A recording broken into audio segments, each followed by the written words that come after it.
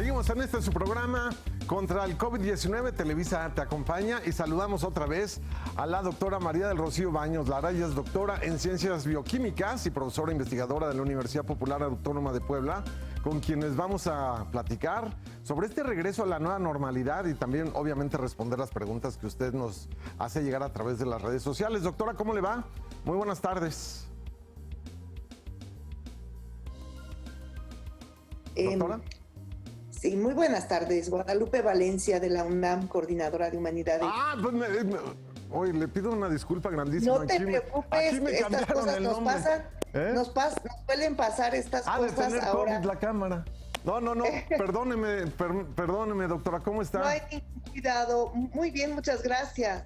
Bueno, ¿Quieres pues, regresamos más regresamos, tarde? ajá. ¿Cómo no? Por aquí quedo atenta, con mucho gusto, Eduardo. Oiga, de verdad le pido una disculpa grandísima, pero es que aquí me pusieron... no hay nada de qué disculparse, por aquí quedo atenta. Oiga, una pregunta. Se anunció desde el sábado pasado, muy temprano, a través del director del Seguro Social, estos nuevos hábitos que debemos ya tomar en cuenta nosotros como habitantes de este planeta para convivir de aquí en adelante a raíz de la aparición del COVID-19 y este virus del coronavirus COV-2. Estas nuevas reglas a las cuales nos tenemos que acostumbrar, así como nos tuvimos que acostumbrar en su momento a dejar de circular un día por la contaminación o otras situaciones parecidas. Ahora, por ejemplo, el llegar a un centro comercial, el lugar del estacionamiento tiene que tener ciertas indicaciones, tenemos que caminar por ciertas líneas, como dijo el director del Seguro Social, y es sí o sí. ¿Cómo vamos a ir adaptándonos a todo eso? Bueno, tendremos que hacerlo. Tendremos que hacerlo porque tenemos que variar nuestra perspectiva de que todos somos enemigos potenciales de todos, a la perspectiva de que todos somos personas que podemos ayudarnos a nosotros mismos ayudando a los demás, que es un ejercicio de otredad fantástico, por otro lado, y es asumir que puedo estar infectado aún sin tener síntomas, o que podría estarlo si no sigo ciertas reglas, cierta disciplina, que es una disciplina social. Y entonces, cuidar las distancias, utilizar a veces el tapabocas cuando así lo implique la situación, pues nos convierte en seres solidarios, que lejos de vernos como enemigos unos de otros y como potenciales víctimas unos de otros o como potenciales verdugos unos de otros, nos veamos de manera solidaria como sociedades que pueden regresar a los sentidos comunitarios de la existencia, cuidándonos unos a otros y asumiendo todos el cuidado de todos. Oiga, Guadalupe, pero ¿y usted cree que nos lleve mucho tiempo acostumbrarnos a eso? Yo creo que no. Yo creo que tuvimos un aprendizaje intensivo en este par de meses y que lo estamos haciendo muy bien y lo podemos hacer aún mejor. Y creo que, bueno, la UNAM ha tenido aquí un papel fundamental. Permíteme que hable de mi casa. Por favor. Como coordinadora de Humanidades, la UNAM ha tenido un papel fundamental en torno a la divulgación y a la difusión por muchísimas vías de información, de consejos, de formas de actuar y también de análisis de lo que está sucediendo, de lo que puede suceder y de cómo debemos actuar como sociedad. Y como sociedad debemos de actuar de manera solidaria. Mira, no solamente nos podemos referir a la sana distancia o al uso del tapabocas, hay prácticas comunitarias que ya se han dado, en donde hay cocinas populares, comedores populares, a donde asisten las personas que se han quedado sin posibilidades incluso de tener un plato de sopa, y allí son atendidas. Y todos debiésemos colaborar de esta manera también. La UNAM puso una campaña para dotar de equipo de protección médica a los trabajadores de la salud, desde los médicos hasta las personas que limpian los hospitales, y fue una campaña muy exitosa. Podríamos generar otras y tendríamos que pensar ahora ya no solo en el COVID, que esperemos que termine su ciclo, aunque algunos piensan que su ciclo se puede empatar con el ciclo de la influenza, sino también en cómo vamos nosotros a actuar frente a las consecuencias sociales que ya están ahí, de desempleo, de mayor pobreza, y cómo podemos colaborar para emparejar un poco la cancha en nuestra sociedad desigual. Ustedes decían ahí en la Universidad Nacional Autónoma de México, doctora Guadalupe Valencia García, que la antropología, la sociología, la economía son hermanos, ¿no? Son herramientas hermanas para definir el comportamiento de todos nosotros en sociedad. El hecho de estar pues ya en confinamiento durante más de 2 meses, quizás lleguemos a los 3.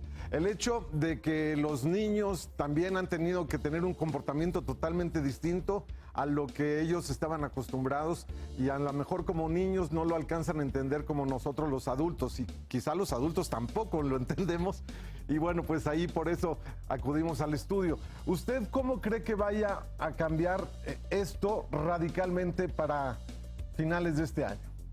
Evidentemente vamos a hacer otros, ¿no? Vamos a hacer otros.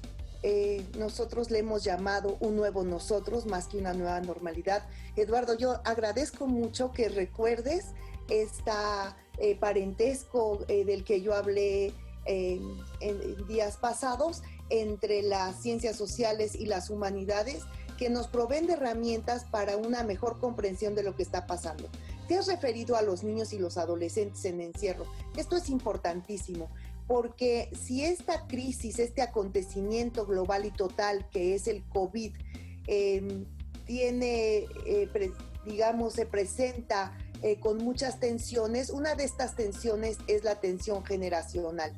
Por un lado los viejos, por otro los jóvenes, pero también los niños. Y es muy diferente el encierro de un adulto que puede tener canales de expresión, que puede tener canales de catarsis diferentes a los que tiene en un niño. Hay ya muchas páginas, hay muchas ayudas, incluso de la UNICEF, por ejemplo, hay recomendaciones para tratar el tema con los niños y permitirles que por la vía de contar cuentos, hacer dibujos, ellos puedan también plasmar lo que en su imaginación está del COVID, y entonces puedan pintar a esas esferas redondas, aterciopeladas, rojas o verdes, que parece que vienen de Marte, y que les puedan poner nombre y puedan entonces enfrentarse a ese monstruo invisible que a todos nos angustia, pero a los niños más, porque lo entienden aún menos que nosotros. Con el tema de los adolescentes, yo creo que es un momento que puede ser, si lo vemos por el lado positivo, un momento precioso de creatividad. Algunos autores han señalado, y yo les encuentro razón, que el aburrimiento y el encierro produce aburrimiento en adultos y también en jóvenes y adolescentes, que el aburrimiento es una oportunidad preciosa para la creatividad, porque el afán por salir del aburrimiento, por dejar de estar aburridos, nos conduce a la creatividad, pero nos conduce también a algo que en la adolescencia es fundamental y es vital, a la reflexión sobre quiénes somos, quiénes queremos ser, quiénes éramos antes del COVID, quiénes seremos después del COVID, y nos lleva a reflexiones y a debates interesantísimos. Uno de ellos, por ejemplo, los adolescentes quisieran quedarse con la educación en línea, quisieran incrementarla, pero no perder la educación personalizada. Los profesores están dispuestos a perder el vínculo presencial, en donde el brillo en la mirada de un alumno o de varios de ellos les estimula, porque saben que allí tocaron una fibra muy sensible y lograron no la transmisión de conocimiento simplemente como depositar algo, sino como permitir que el otro descubra, el alumno, descubra solo o colectivamente algo que le hace sentido, que tiene sentido para su vida. El COVID está lleno de sentido, está lleno de preguntas, nos trae las preguntas fundamentales. Por eso también atañe no solo a la economía y a la sociología, también a la filosofía, también a la filología y a todas las humanidades, a la literatura, desde luego. Y puede ser un momento de mucha creatividad, si lo podemos mirar también de ese lado, Eduardo. Guadalupe Valencia García, de verdad siempre es un placer platicar con usted. Siempre nos queda poco tiempo, pero seguramente va a haber muchas más oportunidades para platicar y para que usted responda a lo que nos hace preguntar los que nos están viendo en este momento a través de las redes sociales y la señal de Foro TV. Le pido una disculpa por el cambio de nombre, ahí fue, estamos en vivo. Por favor, no hay por qué disculparse, Eduardo, a todos nos pasa. Pero creo que es bien importante escucharla y si le parece bien, ¿por qué no hacernos el compromiso para que en los próximos días hablemos de los jóvenes? Nosotros siempre aquí en este programa, aquí en Televisa, y nos los hace ver la gente también, pues que le pongamos mucha atención a los jóvenes, porque los jóvenes tienen mucho que decir y a veces como que no los queremos escuchar, y es más importante escucharlos a ellos que a muchos adultos. No? ¿Cómo no? Y para la UNAM pues son la razón de ser. Así son es. la razón de ser de nuestra universidad, de manera que con mucho gusto podré estar presente nuevamente y agradezco mucho a ti y a tu audiencia por esta oportunidad. Gracias, doctora. Gracias a ti, Eduardo. Es Guadalupe Valencia García, doctora en Sociología y titular de la Coordinación de Humanidades de la Universidad Nacional Autónoma de México. De verdad, muchísimas gracias.